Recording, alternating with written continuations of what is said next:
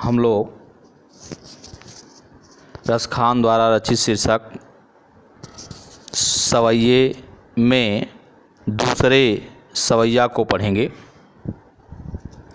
आज गई हुत भोर ही हौ, रसखान रही वही नंद के भाव नहीं।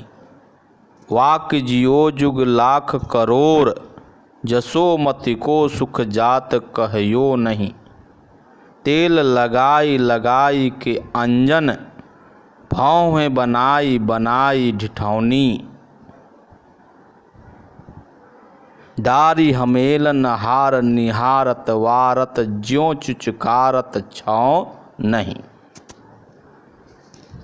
शब्दार्थ। आज का अर्थ आज, हुति का अर्थ गई थी,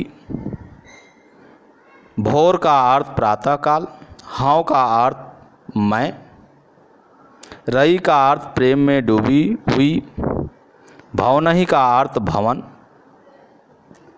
वाको का अर्थ उसका, जुग का अर्थ युग तक युगों तक, जसोमति यशोदा, अंजन का अर्थ काजल, ढिठौनहि का अर्थ नज़र का काला टीका, डारी का अर्थ डालकर,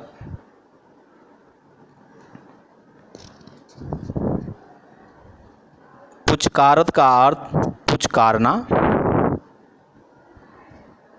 इस पद्यांश का संदर्भ प्रस्तुत पद्यांश हमारी पाठ्य पुस्तक हिंदी के काव्यखंड में संकलित सवैये शीर्षक से लिया गया है, जिसके रचनाकार रसखान जी हैं।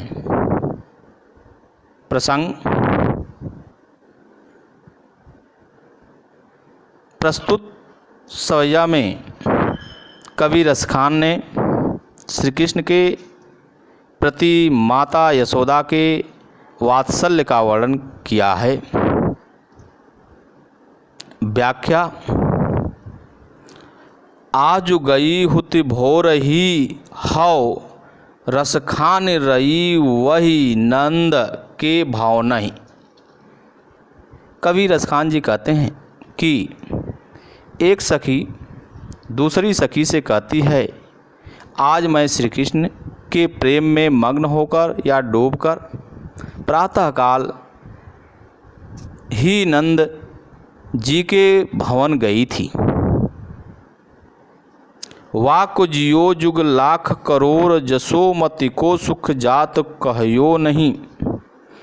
मेरी कामना या इच्छा है कि उनका पुत्र श्री कृष्ण लाखों करोड़ों युगों तक जिए। श्री कृष्ण जैसे पुत्र पाकर यशोदा जी को जो सुख मिल रहा है, उसका वर्णन करना अत्यंत कठिन है। तेल लगाई लगाई के अंजन, भाव में बनाई बनाई ढिठौनी। वे अपने पुत्र का श्रृंगार कर रही थीं। वे अपने पुत्र के शरीर पर तेल, आँखों में काजल, भाव में बनाई बनाई, भावें बनाकर, ढिठौनी तथा माथे पर नज़र का टीका लगाकर, डारी हमेलन हार निहारत वारत, ज्यों चुचकारत छाँव नहीं।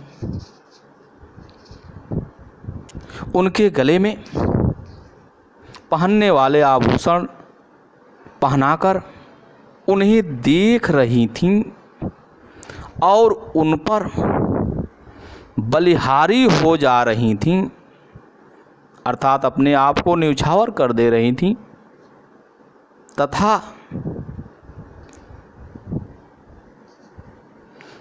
चुचकारत छाँव नहीं, उन्हें पुचकार कर बुला रही थीं, अर्थात उन्हें पुचकार रही थीं। काव्य सौंदर्य। भाषा ब्रज, शैली चित्रात्मक और मुक्तक, गुण प्रसाद, रस वात्सल्य, छंद स्वया, अलंकार अनुप्रास तथा यमक है।